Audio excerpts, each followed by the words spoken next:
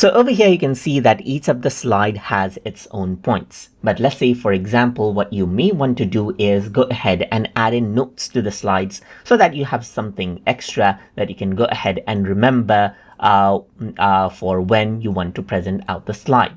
So over here, you can see that I got this slide right here. You can add in something called the remarks. So if I were to click on it, you can see that this is what you have. You can go ahead and add in a note to the slide right here.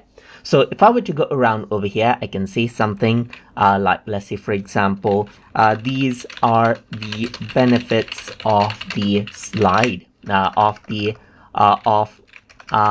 online learning. So you can go ahead and type these in right here, and this is what you have, as you can see right here. So these are the benefits of online learning that you have right here. Similarly, you can go to the next slide and go ahead and type that in as well.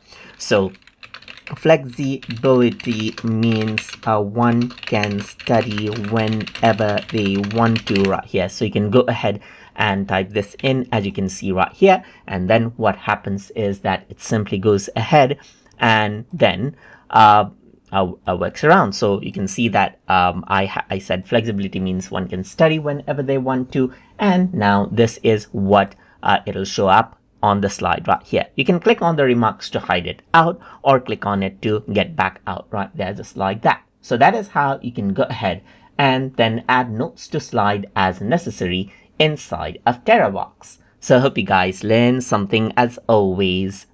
And as always, please like, comment, share, and subscribe.